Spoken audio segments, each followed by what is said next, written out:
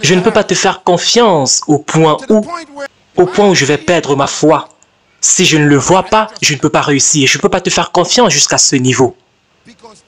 Parce que tout être humain est temporaire. Tout le monde va mourir à un certain moment. Et donc ne mettez pas votre confiance dans les êtres humains. Ton mari est temporaire, ta femme est temporaire, tes parents sont temporaires. Le changement va arriver à un certain moment. Quelqu'un va mourir. Et vous savez, notre problème, c'est que nous vivons comme si les choses ne vont jamais changer. La chose la plus dangereuse à perdre dans la vie, c'est pas ton argent. Non pas tes amis, non pas ta maison, c'est pas ta voiture. La chose la plus dangereuse à perdre dans la vie, c'est ta foi. C'est bien de mourir satisfait. C'est bien de vivre une vie et de quitter la terre avec le sentiment que l'apôtre Paul avait. J'ai terminé la course, j'ai terminé ce que je devais accomplir, j'ai gardé la foi. Et donc je suis heureux en tant que père spirituel de plusieurs. Je suis tellement heureux, je suis humble en tant que pasteur parce que dans ma congrégation, j'ai connu des personnes, j'ai été un témoin de ce que certaines personnes sont mortes de cette façon-là et ont gardé la foi. Et pour nous qui sommes encore en vie, nous qui sommes encore vivants, il faut dire que la vie est une expérience mystérieuse. Premièrement, je voudrais que vous puissiez noter ceci de très important. Je vais vous donner certaines déclarations. Il y a des questions dans la vie qu'on ne peut pas répondre. Donc, s'il vous plaît, n'essayez pas d'inventer des réponses à ces questions. Généralement, quand il y a beaucoup de traumatismes émotionnels, on commence à être des prophètes soudainement. Certaines personnes deviennent des prophètes et commencent à partager des rêves. S'il vous plaît, taisez-vous.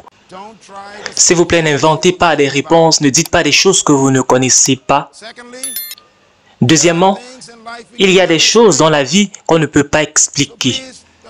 Donc, s'il vous plaît, n'essayez pas de donner l'apparence de profondeur, n'essayez pas d'impressionner les gens. N'essayez pas d'expliquer les mystères de la vie. Troisièmement, il y a des choses dans la vie qu'on ne peut pas changer. On prie, on jeûne, nous croyons en Dieu pour beaucoup de choses. Je ne suis pas un garçon, je suis un homme.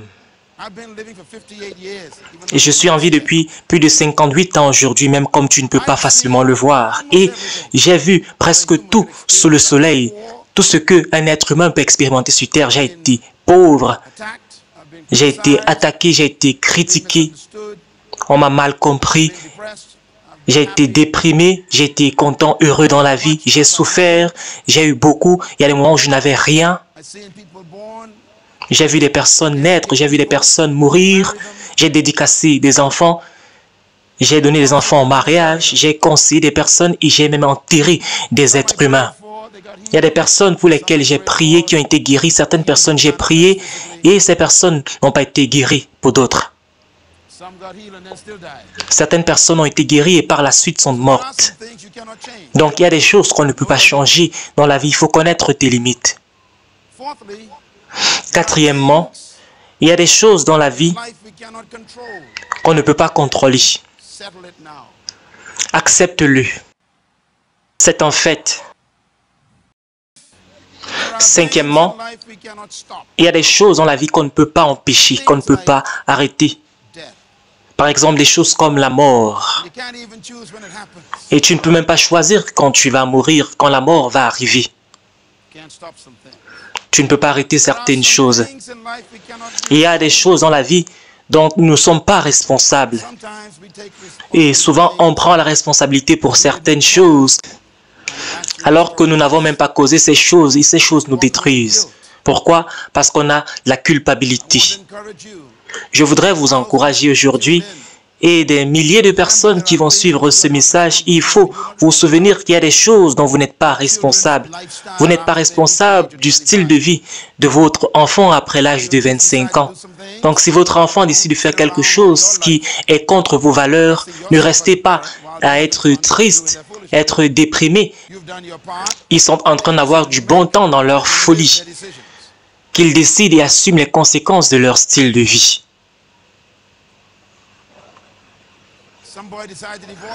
Si quelqu'un décide de divorcer de vous, ne restez pas à être triste toute votre vie.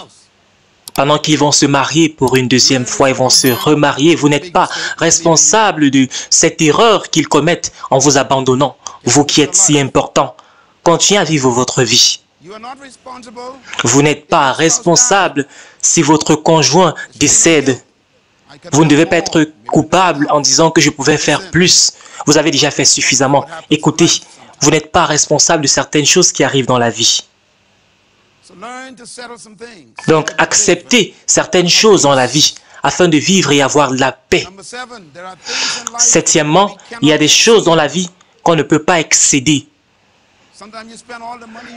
Souvent, vous dépensez tout l'argent que vous avez juste pour que quelqu'un puisse être guéri. Et finalement, cette personne ne guérit pas. Vous ne pouvez pas excéder cela. Vous ne pouvez pas faire au-delà. Vous avez fait de votre mieux. Et vous arrivez à un certain moment, vous ne pouvez pas excéder cela et vous devez faire confiance en Dieu. Une des plus belles phrases que j'ai jamais entendues de toute ma vie, c'était en 1975. Je me souviens, j'étais avec un de mes amis, le pasteur Richard. On était sur le campus de l'université Oral Roberts. On était à la chapelle un jour et j'ai entendu le docteur Oral Roberts dire quelque chose de très important. C'est vrai qu'il parlait à tous les étudiants, mais moi, ça m'a marqué. Il a dit, une bonne façon de vivre la vie, c'est attends-toi au meilleur. Mais néanmoins, il faut te préparer pour le pire. Et ensuite, il a dit, fais tout ce qui est en ton pouvoir et laisse le reste à Dieu. Et cela semblait tellement simple, mais cela m'a gardé toutes ces années. Et donc, on va se rassurer qu'on fait tout ce qu'on est capable de faire, mais quand on arrive à un point où nous ne sommes plus capables de faire quelque chose, on doit laisser le reste à Dieu. Et donc, je dis toujours, comme on le dit dans mon pays, que Dieu soit Dieu. Dieu va être Dieu dans ma situation, que Dieu soit Dieu. Tu vas le dire avec conviction, que Dieu soit Dieu. Certaines personnes essayent d'être Dieu. J'ai rencontré beaucoup de gens qui pensent qu'ils sont le Saint-Esprit. Ils veulent expliquer tout. Ils ont toujours une parole à chaque instant. Ils ont toujours une prophétie. Ils ont toujours une onction. Il y a toujours un rêve. Il y a toujours quelque chose, un cauchemar. Ils veulent être le Saint-Esprit. Ils veulent convaincre des gens pour venir à Christ. Vous n'êtes pas Dieu. Vous n'êtes pas le Saint-Esprit. Donc, laissez Dieu faire ce que seul Dieu peut faire. Et en fait, j'aimerais le dire ainsi, il y a certaines choses que seul Dieu peut faire. Donc, comporte-toi bien, tiens-toi bien. Deuxièmement, il y a des choses que seul Dieu connaît. Donc, s'il te plaît, tais-toi. Arrête de dire aux gens, tu sais, il y a tel frère qui est décédé, c'est à cause de ceci, cela. Tu ne connais pas ce frère. S'il te plaît, prends ta vie au sérieux parce que ce monsieur meurt en tant que héros. Cette personne meurt en tant que héroïne. Donc, s'il te plaît, prends soin de ta propre vie et tais-toi par rapport aux autres. Arrête de dire que tu as eu un rêve et tu as vu 666. C'est un mensonge. Que Dieu soit Dieu, que Dieu puisse faire ce que seul Dieu peut faire. C'est OK de dire aux gens que je ne connais pas. Est-ce que tu peux le dire avec moi? Je ne connais pas. Tu dois le dire tout le temps parce qu'il y a des gens qui vont venir auprès de vous comme si vous êtes Dieu pour avoir toutes les réponses. Vous n'êtes pas Dieu. Vous ne connaissez pas tout. Est-ce que vous connaissez les choses qui se passent dans ma vie dont je ne suis même pas au courant de pourquoi est-ce que ça se passe? Et je rentre à la maison et je mange de la nourriture et je prends du bon temps parce que je ne vais pas porter de fardeau que Dieu n'a pas mis sur moi.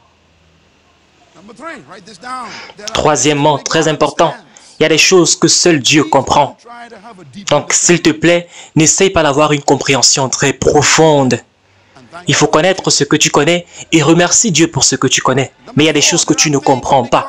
Quatrièmement, il y a des choses que seul Dieu peut expliquer. Donc, laisse Dieu expliquer ces choses-là, s'il te plaît. Il va te dire s'il veut te dire et s'il ne te dit pas, c'est OK. Laisse tout le reste à Dieu. Ce sont des déclarations très puissantes, très importantes. Pourquoi est-ce que tu as perdu ton travail? Je ne sais pas. Frère Mal, j'ai besoin d'une prophétie. Je n'ai pas de prophétie pour toi. Et est-ce que tu es sûr que tu es même prêt à te marier? Je me pose bien la question. Mais dans tous les cas, il faut le dire qu'il faut connaître tes limites. Il faut connaître tes limites, c'est très important. Il faut toujours garder cela à l'esprit. Tu n'es pas Dieu. Tu ne vas jamais être Dieu. Donc, prends du bon temps et fais seulement ce que toi tu peux faire et laisse le reste à Dieu. On peut dire Amen à cela. Enlève la pression sur toi-même et laisse Dieu faire tout. C'est lui qui est omniscient, il est omnipotent. Tu es un être humain. Et c'est pour cela qu'on doit apprendre à faire face aux difficultés de la vie. La clé de la vie, c'est connaître certaines choses très importantes. Premièrement, tu dois connaître quelles sont tes limites. Deuxièmement, tu dois connaître ce pourquoi tu n'es pas responsable. Troisièmement, tu dois connaître quelles sont tes responsabilités. Il y a certaines choses que tu peux, que tu dois faire. Quatrièmement, il y a des choses que tu peux faire. Il y a également des choses que tu ne peux pas faire. Accepte que tu ne connais pas tout. Il y a des choses que tu ne peux pas faire. Et ça te donne de la paix. Nous tous, êtres humains, allons mourir un jour. Donc chaque jour, j'écris ma nécrologie. En fait, il faut le dire que je suis en train de construire les éléments que vous allez dire à mon sujet tous les jours. Et j'espère que vous êtes en train de faire de même.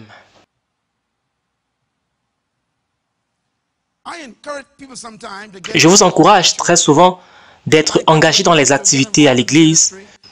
Souvent, nous faisons des annonces par rapport aux besoins que nous avons. Par exemple, nous avons besoin de quelqu'un pour cuisiner. Il y a des personnes qui sont capables de cuisiner, mais qui ne viennent pas cuisiner. Et quand ils meurent, je ne sais pas ce que je vais dire. Et très souvent, on dit simplement que cette personne venait à l'église et s'assied sur cette chaise. Ils sont venus pendant 20 ans ici et ne sont jamais entrés en service.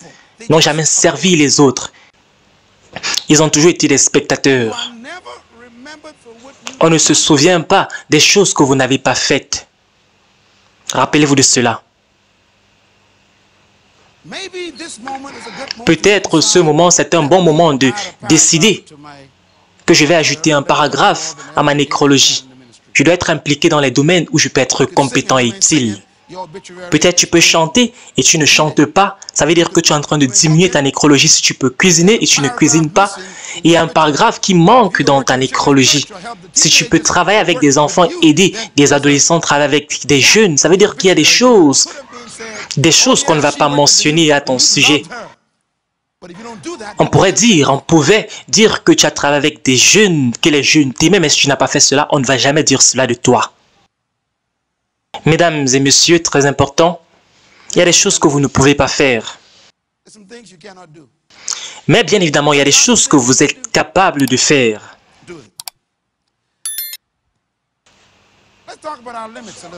On va donc parler de nos limites. Quand des problèmes arrivent, on aime expliquer des choses. Premièrement, on va dire ceci. On va parler du type de foi que nous avons. La foi du royaume de Dieu se soumet aux limitations. Au Dieu qui est illimité. Quand ta foi est éprouvée, tu dois te soumettre à Dieu. Le psaume 131, verset 1 dit ceci. Éternel, mon cœur n'est pas hautain. Ça veut dire que je ne suis pas orgueilleux, ni des regards hautains. Mes regards ne sont pas envieux. Et je ne m'engage pas dans des projets trop grands et des choses qui sont trop élevées pour moi. Ce n'est pas étonnant de savoir que David avait réussi. Il connaissait ses limitations. Ce verset est un verset très puissant et je vis selon ce verset depuis que je suis adolescent. Je vais encore le lire. David dit ceci. Mon cœur n'est pas orgueilleux. Ma pensée n'est pas orgueilleuse. Donc, je ne marche pas avec orgueil intellectuel. J'essaye d'impressionner des gens que je connais tout. Je peux résoudre tout problème. Mon cœur n'est pas orgueilleux. Deuxièmement, mon regard n'est pas hautain. Je ne fais pas comme si je connaissais tout et que les autres ne connaissent rien, que je comprends tout. Je ne minimise pas, je ne méprise pas les autres. Comme si moi, je connais tout. Et il dit ensuite, je ne m'engage pas dans des choses qui sont très élevées pour moi. Des choses qui sont très grandes pour moi. Si on te demande comment est-ce que ça s'est passé, tu dis je ne connais pas. Mais très souvent, nous sommes tentés de vouloir être tellement impressionnants qu'on invente même des réponses. Il y a une dame qui est venue vers moi, tellement amusant. Elle dit, Pasteur Miles, j'ai eu un rêve sur toi. Et j'ai dit, ok, très souvent, je n'aime pas qu'on me donne ce genre de rapport. Et j'ai dit, d'accord, qu'est-ce que tu as eu comme rêve? Elle dit, j'ai eu un rêve et il y avait ce bateau qui venait. Et à côté du bateau, il y avait des sirènes et des sirènes étaient en train de sauter dans l'eau. Et ensuite, elles ont commencé à s'envoler. Tellement de choses bizarres. Je ne comprenais même pas. Et je lui ai dit, je ne connais pas ce que ça signifie. Parce qu'elle demandait la signification et l'explication de cela. Moi, j'ai dit que je ne connais pas.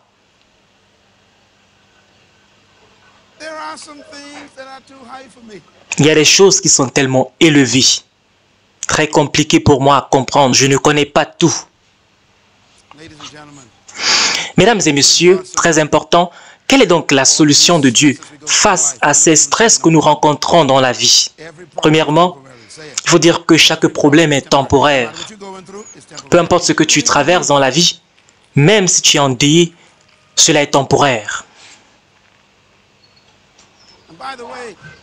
Et en passant, il faut le dire que même si des personnes se comportent bizarrement à côté de toi, il faut juste te souvenir que ces personnes sont folles temporairement. Donc, ne jetez pas cette personne, attendez qu'elle revienne à la normale. Deuxièmement, n'appliquez jamais une solution permanente à un problème temporaire. Très important. Les gens traversent des moments difficiles. La vie va être difficile à un certain moment. Donc, quand ton mari commence à se comporter bizarrement, dis-lui, je sais que tu traverses un moment difficile. Et j'attends que tu reviennes à ta normale. Si ces enfants se comportent comme des fous, s'ils partent dans les fêtes et partent en boîte de nuit, il faut savoir que la Bible le dit, que si ton enfant se comporte bizarrement pendant quelques années, si c'est que tu l'as conduit dans les voies du Seigneur quand il était petit, il va se conduire normalement quand il va grandir. Donc si quelqu'un te dit que j'ai vu ton enfant dans telle position pas bien, dis-lui cet enfant va devenir normal très bientôt, c'est juste temporaire. Il faut dormir, ne perds pas le sommeil à cause de cet enfant. N'appliquez donc pas une solution permanente face à une situation temporaire. Voici donc le danger. Le danger arrive très souvent quand nous prenons des décisions à cause de la pression, non pas à cause d'un but qu'on veut accomplir nécessairement. Et souvent nous prenons une décision qui est permanente à cause de la pression, à cause de la difficulté de l'instant. Et maintenant on se rend compte par la suite qu'on veut changer cette décision, mais il est très tard. Peut-être il est très tard. Prenez donc note de ceci. La chose la plus dangereuse à perdre dans la vie, ce n'est pas ton argent, non pas tes amis, non pas ta maison, ce n'est pas ta voiture. La chose la plus dangereuse à perdre dans la vie, c'est ta foi.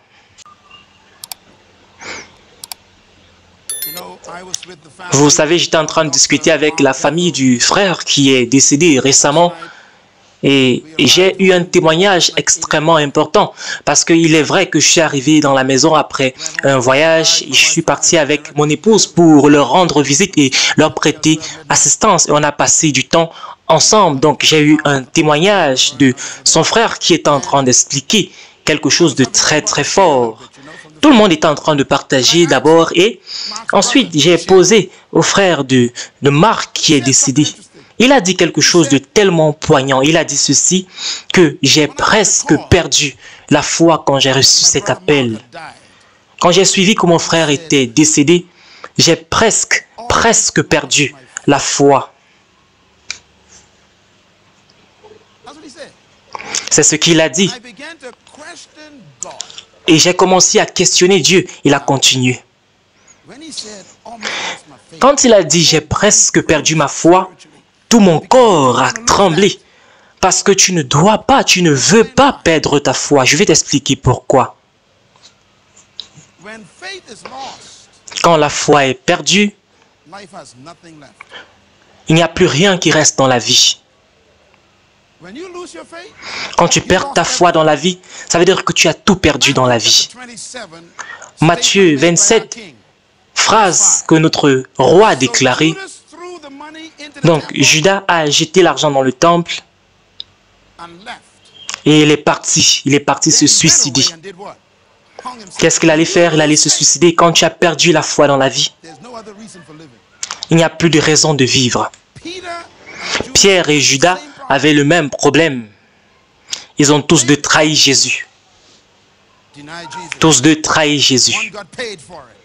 Une personne a été payée pour cela. Une autre personne a été pardonnée après cela. Les deux pouvaient être sauvés au finish. Mais Judas a appliqué une solution permanente face à une situation temporaire. Un problème temporaire. Tu peux toujours être pardonné. Est-ce que tu peux le dire avec foi et conviction? Nous tous, on peut toujours être pardonnés. Mais si tu crois que Dieu ne peut pas te pardonner, il n'y a rien à faire. Tu appliques donc une solution permanente face à une situation temporaire. Il a perdu la foi et au finish, à la fin, il a perdu sa vie. Il est décédé. Vous tous qui suivez ce message aujourd'hui, Dieu m'a envoyé aujourd'hui avec ce message pour vous dire certainement que rien n'est permanent comme le changement dans la vie. Et donc, soyez au courant que le changement est constant dans la vie. Est-ce que je peux vous dire quelque chose très rapidement? Je ne fais confiance en personne. Et je sais que cela, c'est un peu bizarre à dire, mais qu'est-ce que je veux dire par là? Je ne peux pas te faire confiance au point où je vais perdre ma foi. Si je ne le vois pas, je ne peux pas réussir. Je ne peux pas te faire confiance jusqu'à ce niveau. Parce que tout être humain est temporaire. Tout le monde va mourir à un certain moment. Et donc, ne mettez pas votre confiance dans les êtres humains. Ton mari est temporaire, ta femme est temporaire, tes parents sont temporaires. Le changement va arriver à un certain moment. Quelqu'un va mourir. Et vous savez, notre problème, c'est que nous vivons comme si les choses ne vont jamais changer. Et ce n'est pas bon. Et ce que je fais normalement, c'est que j'imagine la vie sans toi. J'imagine la vie sans mes proches. J'imagine la vie sans ma femme. Je t'aime, mais je sais qu'un jour tu vas partir. Je dois imaginer la vie sans toi, parce qu'il peut arriver. En fait, il va arriver un jour où quelqu'un d'entre nous, on va perdre l'amour des proches. C'est ça, la sagesse. Donc, je suis déjà parti au deuil de mon épouse il y a un long moment. Plus d'une fois, je suis très sérieux quand je le dis. Pourquoi? Parce que je ne sais pas quand elle va partir. Je ne sais pas quand sera son jour. Et je jouis de chaque moment passé avec elle. Mais je sais et je dois anticiper la possibilité qu'un jour elle ne va pas être auprès de moi. Elle pourra être rappelée auprès de Dieu. Donc je dois imaginer la vie sans elle. Je dois imaginer la vie quand elle ne va pas être là. J'ai déjà traversé l'expérience émotionnelle de comment je vais me sentir. Comment je vais être quand elle va être dans le cercueil et que le frère Richard va prêcher à son deuil. Donc quand ça va arriver, ça n'impacte pas tellement. Est-ce que vous connaissez le problème? C'est qu'on s'attend à ce que les choses restent permanentes. Et ce n'est pas ça la vie. Et il faut dire que la seule chose qui est garantie dans la vie, c'est le changement. Rien n'est permanent dans la vie. Vous savez, il y aura beaucoup d'adorateurs dans cette église. Certaines personnes sont encore des petits garçons, des petites filles à l'école du dimanche. Et j'anticipe le fait qu'un jour, ces grands adorateurs que nous avons aujourd'hui vont partir. Et il est important de dire que quand ton temps va venir, tu dois t'appliquer à cela, tu dois te donner à 100%. Parce qu'un jour, tu vas partir. Le changement est inévitable dans la vie. Le changement fait partie de la vie. Est-ce que vous vous souvenez quand vous étiez encore slim, quand vous aviez encore un corps de mannequin? Est-ce que vous vous souvenez? Est-ce que vous vous souvenez quand vous étiez encore des jeunes? Ne vous culpabilisez pas. Je sais que vous avez pris du poids. J'ai regardé ma photo l'autre jour Et j'avais l'afro.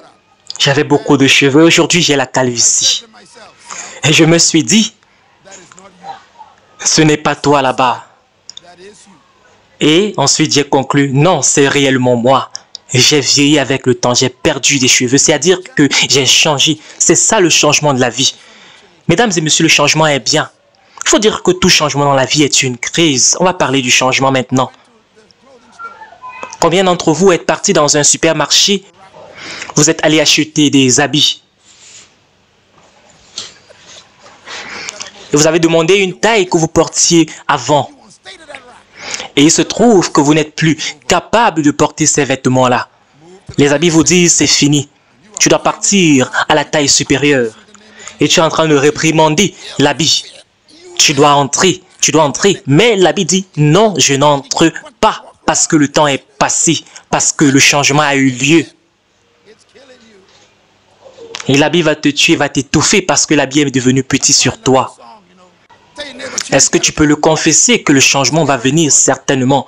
Donc, je dois m'attendre au changement. Les crises sont les résultats du changement et certaines crises sont causées par nous-mêmes. D'autres choses sont causées par ce qu'on n'a pas causé. Donc, peut-être tu n'as pas fait quelque chose et c'est arrivé. Et la plus grande résultante de la crise, c'est le changement. Donc, la clé dans la vie, c'est de pouvoir maîtriser les changements ou les crises qui arrivent dans la vie. Comment gérer cela, les changements qui arrivent. Je me suis assis avec l'épouse du frère qui est décédé et j'ai dit, avec les filles, vous devez maintenant gérer cette situation difficile de deuil. Vous ne pouvez pas fuir cette situation.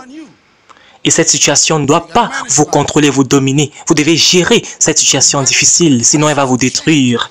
On gère les crises et les changements afin de bénéficier de ces changements et pour que ces situations ne puissent pas nous détruire. Vous devez vous attendre au changement dans la vie. La déception n'est que possible où il y avait des attentes présentes. Est-ce qu'on peut noter cela? On ne peut être déçu dans la vie que quand on attend, quand on a des attentes. Donc, si vous voulez minimiser les déceptions dans la vie, vous devez minimiser vos attentes. Donc, ce que je fais avec ma vie, c'est que je garde mes attentes très basses, très basses, pour que mes déceptions restent basses. C'est pour cela que je me suis fait un film mental du deuil de mon épouse. Pourquoi? Parce que je dois pouvoir traiter de cette attente. Je sais qu'elle n'est pas permanente, qu'elle n'est pas éternelle. Est-ce que vous savez pourquoi est-ce que vous n'avez pas acheté votre terrain d'ensevelissement? Je vais encore le dire, parce que je sais que certaines personnes ont peur de ça. Je vais vous poser une question. Pourquoi est-ce que malgré le fait que c'est moins cher d'avoir le terrain d'ensevelissement maintenant, vous n'avez pas acheté? Je sais pourquoi vous n'avez pas encore acheté votre terrain d'ensevelissement. Parce que vous êtes du même pays que moi. Chez nous, on dit que si tu achètes ce terrain d'ensevelissement, tu vas mourir. Vous savez, on a cette peur. Ce n'est pas vrai. On a la peur d'avoir une certaine attente parce qu'on se dit qu'on se prépare à cela. Car en réalité, si vous préparez pour cela, le niveau de déception va être bas quand ça va arriver. Il faut dire que le terrain est toujours moins cher aujourd'hui parce que demain, ça va être plus cher. Le changement arrive. Il y a un commentaire que je vais faire au sujet des crises, parce que c'est ce que la mort est pour plusieurs personnes, sinon nous tous. Et c'est une crise, et c'est comme ça qu'on se sent. C'est comme ça quand on perd un être cher, et que cet être cher est parti soudainement. C'est un changement. Notez bien que les crises, les changements sont des choses que vous ne pouvez pas contrôler. Ça vous affecte et vous n'êtes pas capable d'empêcher cela. Donc j'appelle cela un changement inespéré, dont on ne s'attend pas. J'ai déjà assisté à la plupart de vos deuils, peut-être vous ne savez même pas. Parce que je sais que peut-être vous allez partir n'importe quand. Et je le fais pour me protéger. Parce que je dois avoir la force pour conforter vos membres de famille. Je peux être ici pour être votre force en tant que leader. Je dois ruminer l'avenir afin de pouvoir gérer le présent quand l'avenir devient le présent. Et tu dois le faire avec ta propre vie et la vie de vos enfants, de vos parents, de votre conjoint. Vous devez ruminer cela dans votre esprit pour que quand ça arrive, vous dites à Dieu, j'étais prêt.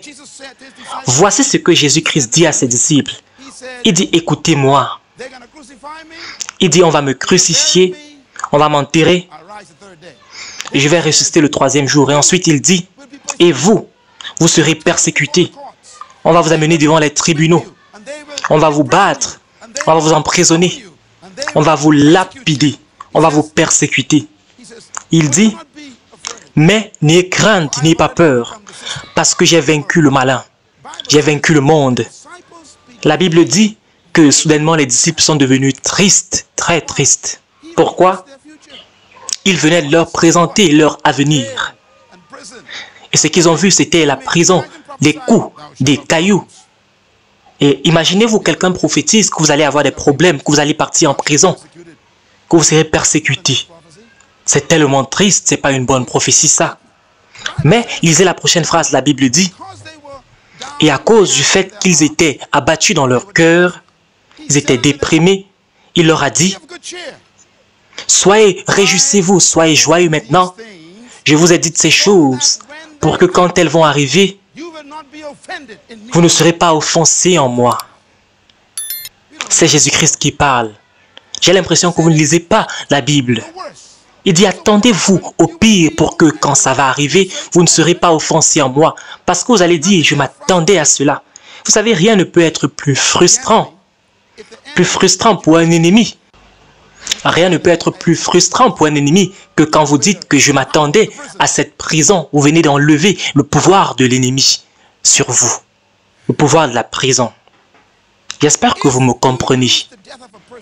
Si la mort de quelqu'un vous garde déprimé en tant qu'Église pendant des années, pendant des semaines, de longues semaines, c'est une honte à Dieu si vous pouvez rester dans cet état pendant très longtemps. On peut le rester pendant un court moment, mais pas pendant très longtemps.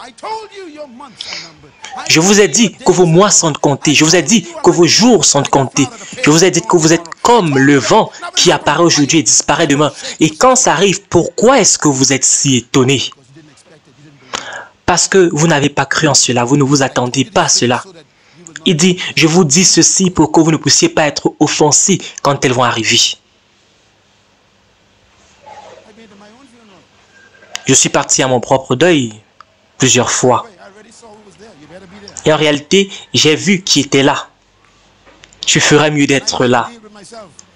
Et j'ai fait un arrangement avec moi-même. Si quelqu'un vient à mon deuil avec des vêtements sombres, avec des vêtements tristes, je vais me lever de mon cercueil, je vais partir vers toi, je vais te gifler et je vais rentrer dans le cercueil. Je vais te hanter pendant des semaines. Pourquoi est-ce que tu as porté des habits sombres et tristes à mon deuil? Je veux des couleurs vives, chaussures bleues, cravate rose, pantalon orange. Je veux des couleurs vives, je ne veux pas des couleurs sombres à mon deuil. Si tu portes quelque chose de sombre, je vais te dire, enlève ce vêtement. Pourquoi? Parce que cette expérience est une bonne expérience. On retourne vers notre gouvernement, vers notre Père. On est rappelé pour notre récompense. Le gouvernement dit, tu as fait un bon travail. On ne pleure pas comme ceux qui n'ont pas d'espoir. Jésus était à un deuil et les gens commençaient à pleurer. Vous savez ce qu'il a fait? Il les a mis dehors. C'est ce que la Bible dit. Donc, si vous ne voulez pas que je puisse vous mettre dehors le jour de mon deuil, il ne faut pas porter des vêtements sombres et tristes. Ne pleurez pas. J'étais en train de dire à la famille du frère Marc qui est décédé hier que tout le monde doit porter des vêtements de couleurs, des couleurs brillantes, parce que le frère Marc aimait des couleurs brillantes. J'aimerais que tous les hommes puissent porter des pantalons bleus, des chaussures roses. On doit savoir que c'est le départ à la maison d'un dignitaire, d'un homme honorable. Pourquoi? Parce que si vous avez la victoire, il faut vous habiller comme tel. Si la mort n'a plus d'aiguillon, si la mort n'a plus d'effet sur vous, pourquoi est-ce que Pourquoi est-ce que vous êtes très triste face à la mort? Vous savez, si vous dites à un garde prisonnier que je m'attendais à être en prison, ça veut dire que vous venez d'ôter l'aiguillon de la mort. On a dit à Jésus, on va te tuer. Et Jésus-Christ a dit, c'est pour cela que je suis né. Ça veut dire qu'il vient d'enlever le pouvoir de ce monsieur parce qu'il s'attendait à mourir.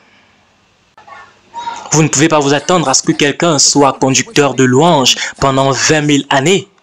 C'est impossible, la personne n'est pas éternelle. Ne vous attendez pas à ce que je sois votre pasteur éternellement. Ce n'est pas possible.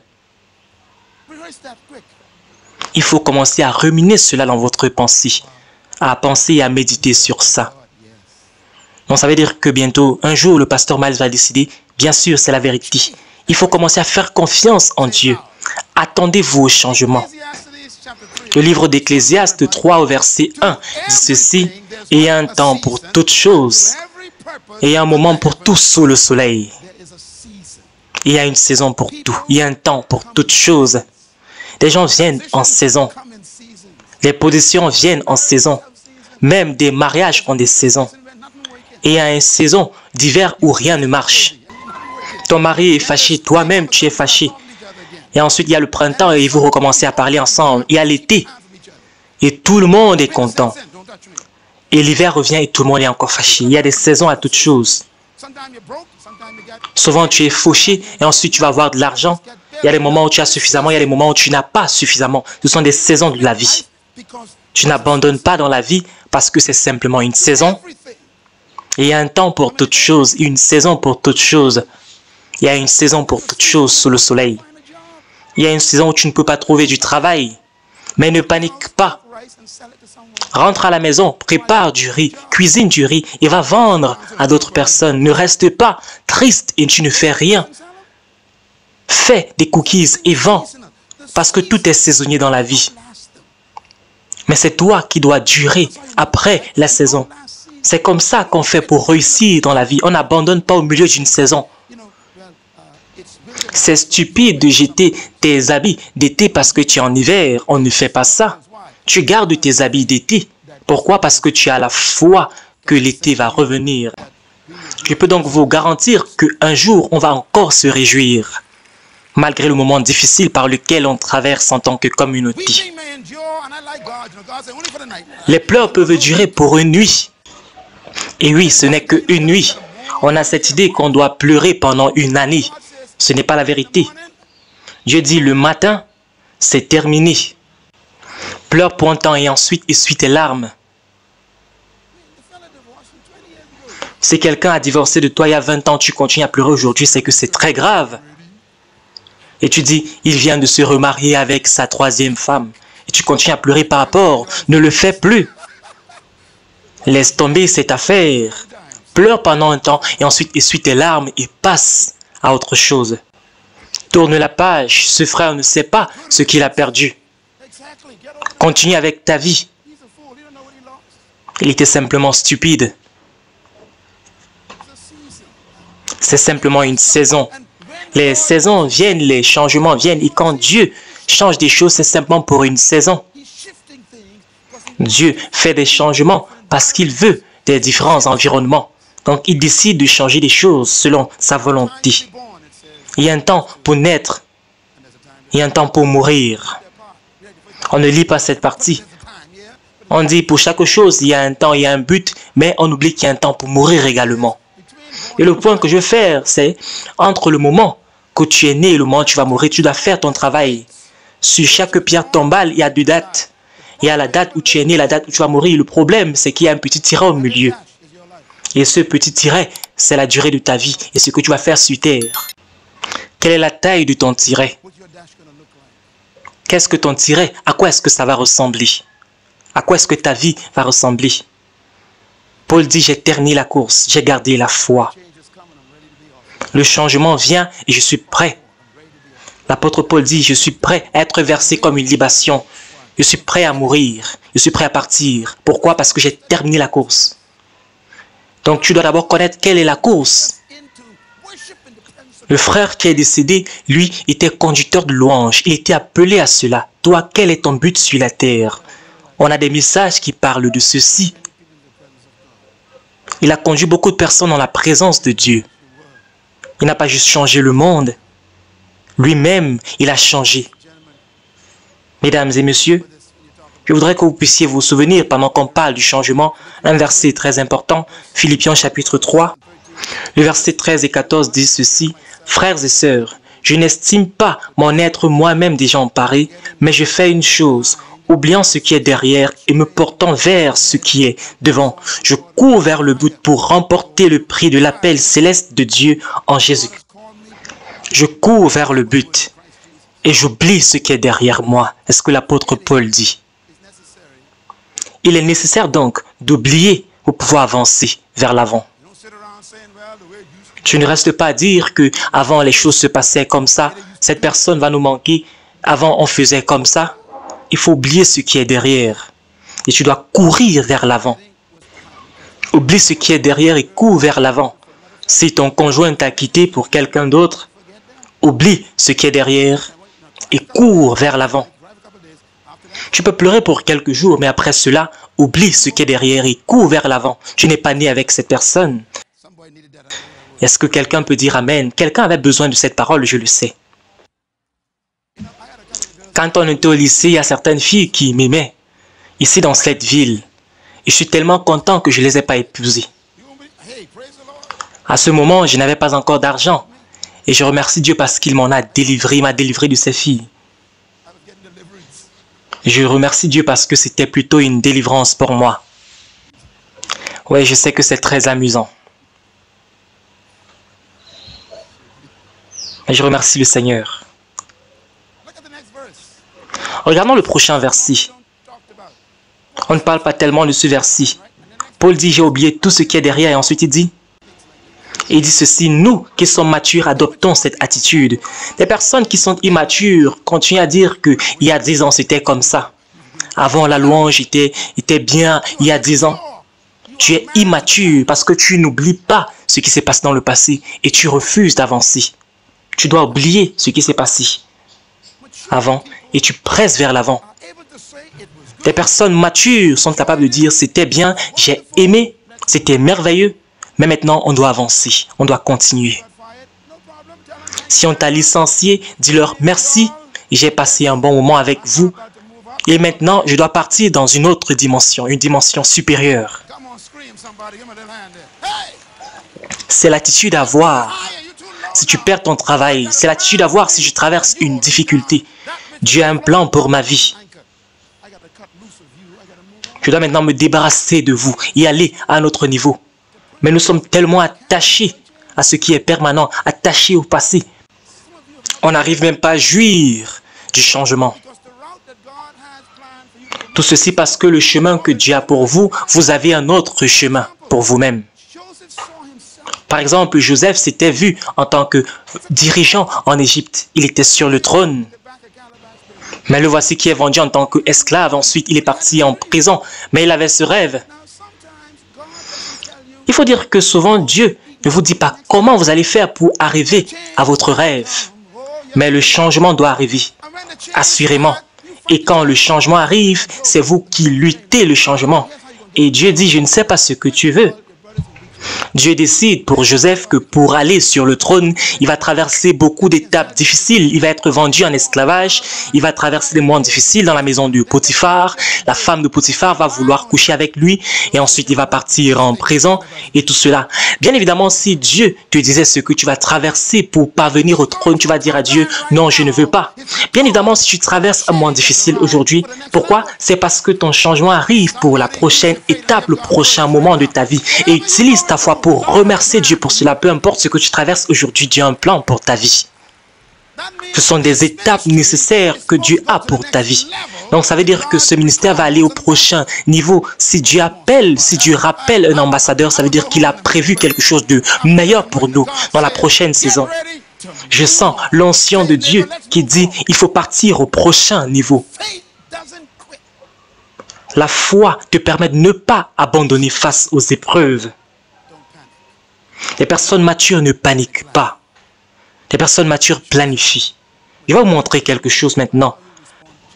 La maturité dépend de comment est-ce que tu te comportes face au changement. Vous savez, quelqu'un peut dire à une jeune fille, j'avais l'intention de t'épouser, mais j'ai changé ma pensée. En réalité, je veux rompre la relation et je reviens pour prendre ma bague de fiançailles. Qu'est-ce que tu vas faire maintenant si cela t'arrive? Tu décides de ne pas manger pendant 2 ans? Tu décides de souffrir toute ta vie? Ou bien tout ce que je vais faire, c'est manger pendant 2 ans. Et ensuite, tu vas prendre du poids et devenir obèse. C'est ça, ça dépend de ton niveau de maturité. Comment est-ce que tu réponds au changement? Et ma réponse est, ta bague était très moins chère, je ne l'avais même plus, viens la reprendre. Est-ce qu'on peut applaudir ensemble? Mais bien évidemment, avoir une attitude de positivité.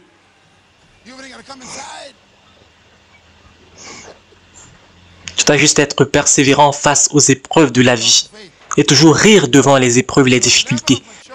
Dieu merci pour la foi. Ta maturité est révélée par les changements en tant qu'Église, en tant que famille, en tant que communauté. Notre maturité en tant qu'Église est exposée par comment est-ce que nous gérons les épreuves de la vie. Comment est-ce que vous gérez des changements soudains? Ça va exposer qui vous êtes réellement. Je vais le dire donc ainsi. Il y a quelque chose de très intéressant que je vais vous montrer avant qu'on ne prie. Et ça dit la maturité de la vie. Voici l'antidote de Myles Monroe face aux épreuves de la vie. Il faut réécouter ce message, s'il vous plaît.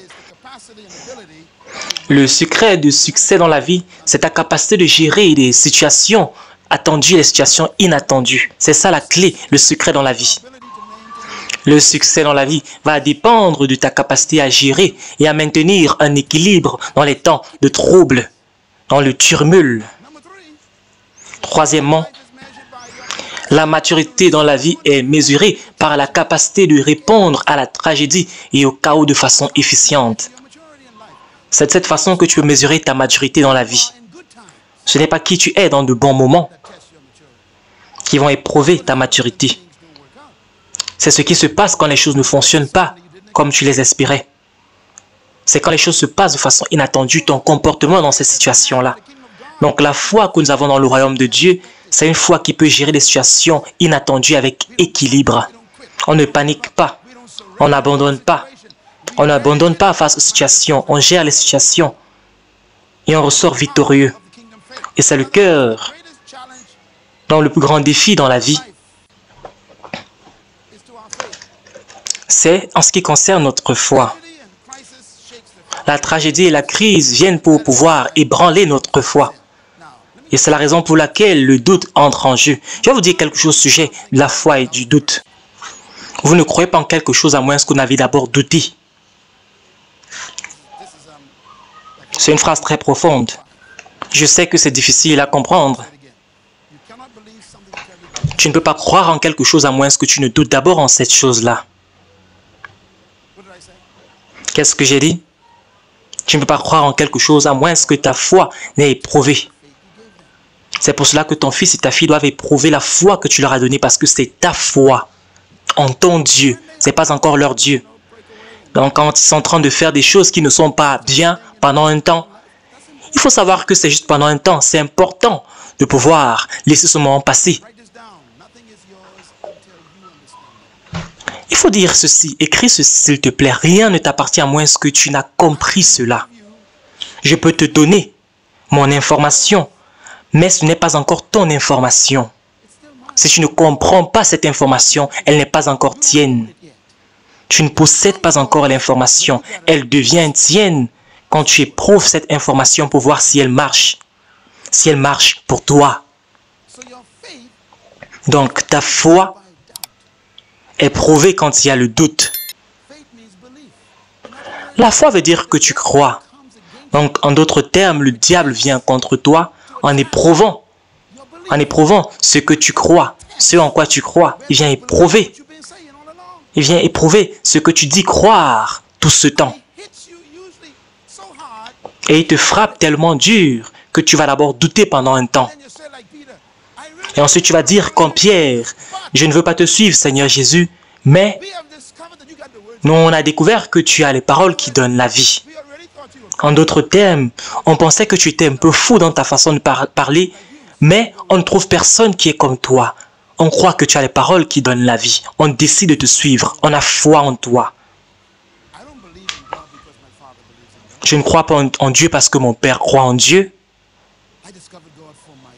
J'ai découvert Dieu pour moi-même. Ma foi a dû être éprouvée. Mesdames et messieurs, par conséquent, la plus grande menace de ta foi, c'est quand tu ne peux pas expliquer ce qui se passe, mais tu dois toujours continuer à croire. Tu dois devenir comme Job, qui, malgré les moments difficiles, devait croire en Dieu. C'est ce qu'on appelle la foi. La vraie foi, c'est quand il n'y a rien à part sa parole. C'est quand il n'y a rien, il n'y a pas de preuve, sauf la parole de Dieu. Tu dois croire Dieu sur parole. En d'autres termes, la lutte dans la tragédie, c'est contre ta foi. Quand la mort arrive, quand tu perds ton travail, quand la banque repossède ta maison, quand tu dois retourner louer, Dieu est en train de dire, je suis en train de te voir, je te regarde, je t'observe. Je veux juste voir si tu crois. Parce que quand cette situation va changer, tu vas être comme Job, 7 fois plus riche. Je vais te dire quelque chose. Job était quelqu'un de très intéressant. Il est devenu un de mes meilleurs amis. Parce que quand j'étudie Job, je comprends mieux la vie. Dieu a dit au diable. En passant, le diable a demandé la permission à Dieu avant d'éprouver Job. Le diable se disait que Job allait fléchir devant les épreuves de la vie. Il pensait que Job n'avait pas la foi. Le diable est venu à Dieu. Le premier chapitre dit que le diable est venu à Dieu. Il a dit que Job te suit parce que tu le bénis. C'est tellement lourd. Et beaucoup d'entre nous avons ce problème. Tu es ici parce que tu vas être béni. Et imaginez-vous, si vous venez ici pour être éprouvé, est-ce que vous allez toujours venir? Il dit, Job t'aime seulement parce que tu l'as béni. Avec des champs, avec du bétail, ses enfants sont bénis, sa femme l'aime. Il dit, Dieu, je te garantis, si tu me donnes l'opportunité de tester sa foi, il va te maudire en face. Si tu enlèves tout ce qu'il a, il va te maudire en face. Et Dieu a répondu, je connais mon serviteur Job. Et je me demande si Dieu peut dire cela de toi. Quand tu traverses une tragédie, quand tu as perdu ta maison, est-ce que Dieu peut dire, je connais mon serviteur, je connais ma servante, je connais mon garçon, je connais ma fille. Il ne peut pas m'abandonner, peu importe la situation. Est-ce que Dieu peut dire cela ou bien il n'est pas sûr? Et Dieu a dit au diable, vas-y, frappe-le, sauf sa vie.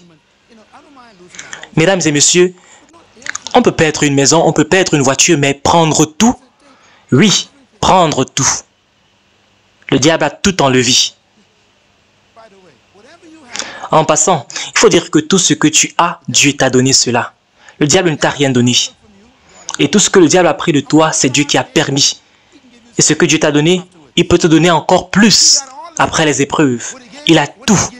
Ce qu'il t'a donné et ce qu'il ne t'a pas encore donné. Donc, j'ai le sentiment que quand tu as survécu une épreuve, tous ceux qui sont moqués de toi vont être étonnés et stupéfaits par ce que Dieu va faire dans ta vie. Il y a des gens qui se moquent de toi, qui critiquent aujourd'hui ta vie. Ne t'inquiète pas par rapport à eux. Dis-leur, je traverse cette épreuve et je sais que je vais réussir après ceci. Parce que Dieu m'a promis quelque chose. Quand tu vas survivre ceci, je vais te bénir 7 fois plus que tu n'avais par le passé. Est-ce qu'il y a des gens qui sont ici et s'attendent à avoir 7 fois plus? Et je dis une vie qui est 7 fois plus, une vie qui est 7 fois plus, une vie qui est 7 fois plus. Dieu dit que Job ne va pas céder face à la pression. Le diable a tué tous ses enfants, a retiré sa santé, a tué tout son bétail, toute sa richesse. Il a tout perdu. Il a perdu tout. Même ses amis. Il a perdu son âne, ça veut dire qu'il a perdu sa voiture, son mode de transport. Un homme riche qui marche maintenant à pied, qui souffre maintenant et tout le monde se moque de lui. Et les amis de Job sont venus On a dit, mais comment est-ce que tu suis encore ce Dieu? Il faut savoir que le livre de Job, ce sont ses amis qui ont bavardé tout ce temps, le critiquant. Et probablement le Seigneur fait ça parce que tu as mal agi, le Seigneur fait ça parce que tu as péché. Et Dieu dit, non, non, non. Je le fais parce que je suis en train d'essayer de vous embarrasser, vous, ses amis. Je vais vous montrer que lui, il a la foi. Il garde la foi malgré l'épreuve. Et quand ils ont fini de critiquer, quand ils ont fini de parler de ses problèmes, Job a dit que vous êtes ignorants. Vous ne connaissez pas le Seigneur. Et Job a dit ceci. Est-ce que vous croyez que je sers Dieu pour quelque chose? Ça se trouve dans le livre de Job. Job dit, je sers l'Éternel pour rien. Pour ne rien attendre en retour. C'est ça la foi. Si Dieu me guérit, tant mieux. Si Dieu ne guérit pas ma mère, tant mieux.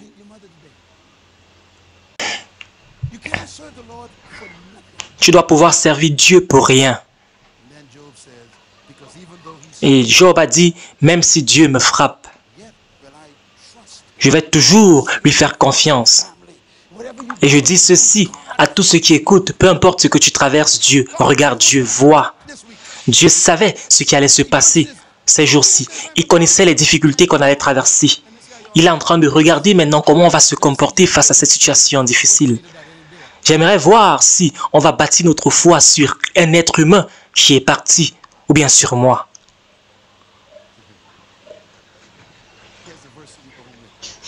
Voici un verset à retenir. Et quand Job a traversé l'épreuve, le Seigneur a détourné la captivité de Job et lui a donné 7 fois plus de richesses, 7 fois plus qu'il n'avait par le passé.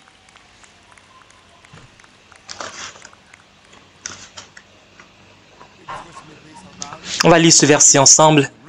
1 Timothée 6, verset 11.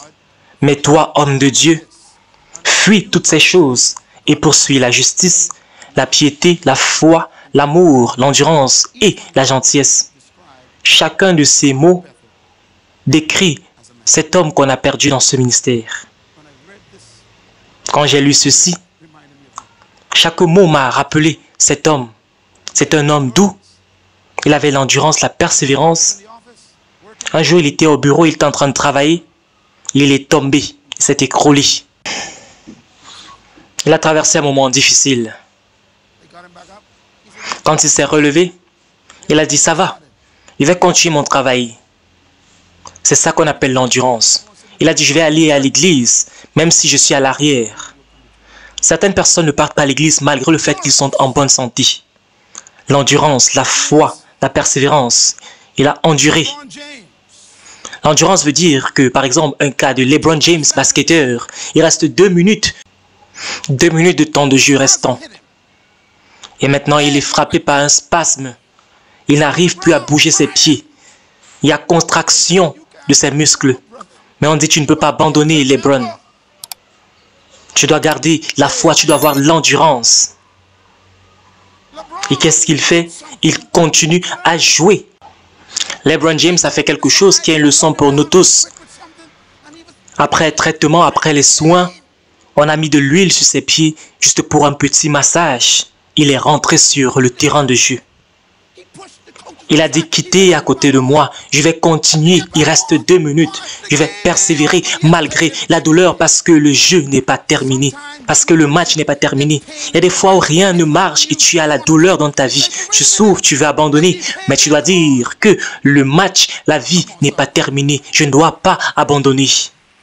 On dépend de moi parce que c'est un joueur important. On dépend de lui. Et toi, on dépend de toi. Il y a des personnes qui dépendent de toi. Est-ce que tu vas abandonner? Est-ce que tu vas persévérer? Certaines personnes ont vu ce match, il est rentré. Il a continué à jouer. Il a demandé à ce qu'on l'envoie une passe. Demande à ton voisin, envoie-moi une passe. Je dois continuer. Ce jour, j'ai eu une révélation. Il faut jouer malgré la douleur. Est-ce qu'on peut le dire ensemble? Il faut jouer malgré la douleur. La vie n'est pas facile. Vous n'avez pas idée des difficultés, des choses que je traverse pour être ici. Aucune idée pour avoir ce bâtiment. Cela semble tellement facile. On a traversé, on a continué à jouer malgré la douleur. C'est le ballon que tu vas tirer dans la douleur qui va te permettre de pouvoir gagner ce match. Le match de ta vie. Et vous savez, seuls les fans de Miami sont en train d'applaudir parce qu'ils aiment LeBron. Donc je vais encore le dire pour que tout le monde puisse saisir la révélation. C'est le ballon que tu vas tirer pendant la douleur. C'est ça qui va gagner le match, qui va remporter la victoire.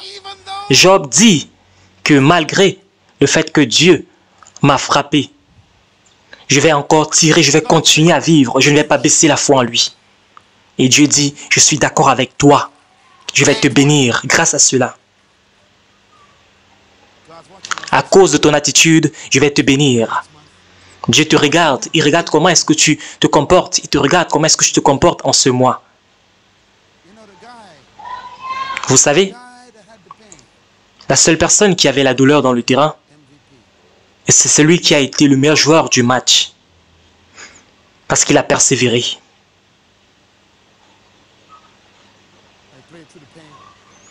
Parce qu'il a joué malgré la douleur. On va encore lire le verset. Mais vous, ô hommes de Dieu, fuyez tous ces comportements et poursuivez la justice et la piété et la fidélité et l'amour et l'endurance et la gentillesse, la douceur. Combattez non pas le diable, mais combattez le bon combat de la foi. On ne combat pas le diable. Le diable n'est pas ton problème. Il est en train de courir après ta foi. Il veut détruire ta foi. Il voudrait que tu puisses cesser de croire. Et ensuite, il va gagner. Mais toi, ne cesse pas de croire. Aussi longtemps que tu crois, il n'a pas encore gagné. Aussi longtemps que tu peux dire que je suis toujours ici, il n'a pas encore gagné. Il n'a pas gagné. Il ne peut même pas gagner. Si tu dis, envoie-moi le ballon, je vais encore tirer. Le match n'est pas terminé. Ça veut dire qu'il n'a pas encore gagné.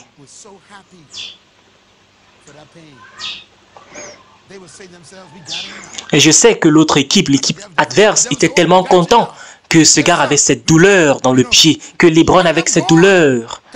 Il se disait que c'était terminé. Mais il a dit, non, je ne vais pas partir. Il est resté sur le terrain. Mais nous allons continuer à jouer malgré la douleur, dans la douleur. Je vais encore tirer, peu importe la situation. La personne la plus valeureuse et importante ici, c'est la personne qui est assise dans ta chaise aujourd'hui. Toi, tu vas tirer malgré la douleur, dans la douleur, et tu vas garder la foi.